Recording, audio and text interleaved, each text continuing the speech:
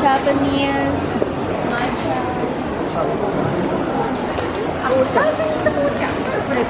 Famous Taiwan chicken that my nephew always eats. Oh yeah.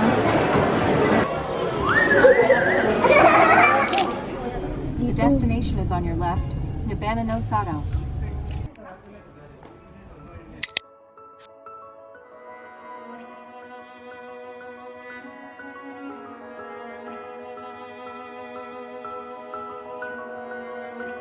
Another saying here. Tingnan mo yung ano niya maganda. Arigatou gozaimasu.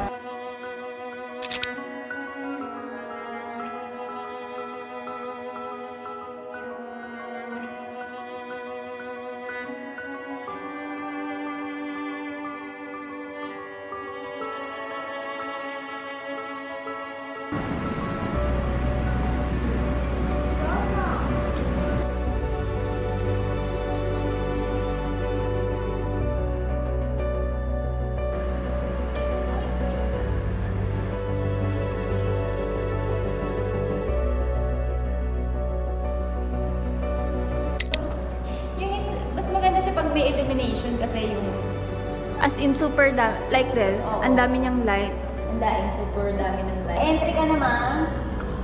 May entry ka naman dito. Third wheel ako. Panira. They have illumination.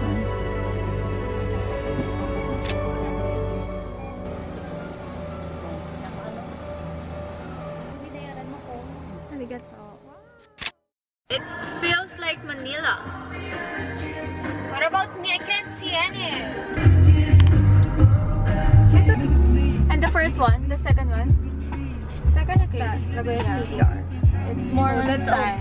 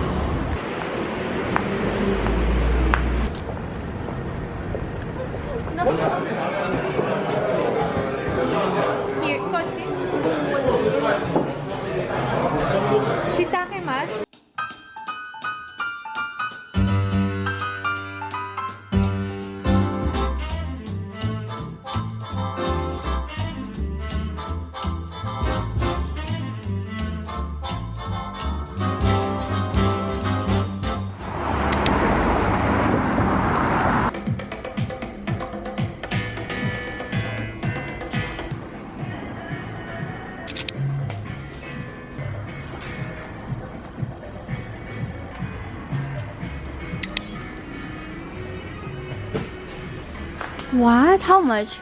Dalaman lang. Even of Dyson?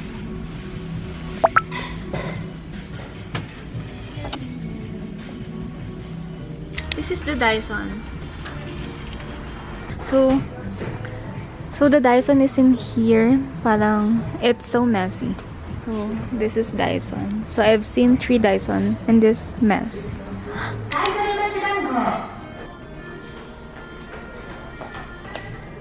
This duffel bag. Oh, not bad.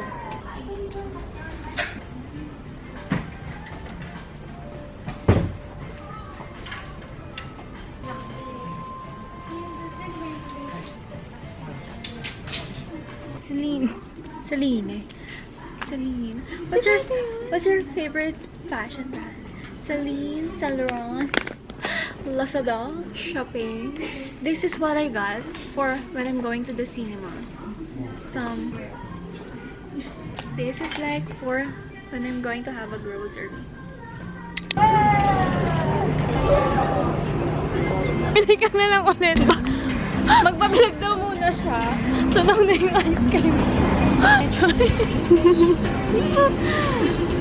Gatas ng ano. Daddy.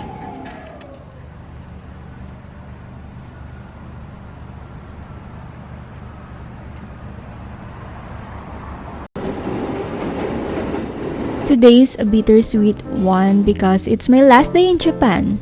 But before I go, I couldn't live without one last bowl of Ichiran ramen.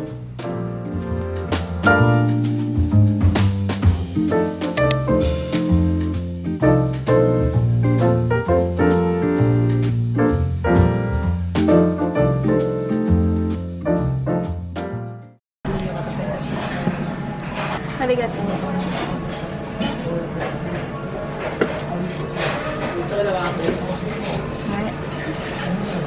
Nagbow. Finally, I've been here for like 3 times now. And here in Japan. And I haven't got to try the Ichiran, so I hope it's worth it.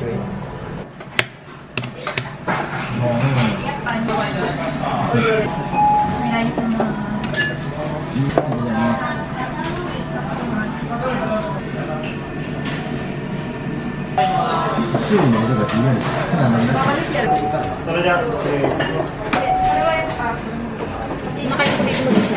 Do you like it? Or it's a meat for you? I'm not into ramen kasi.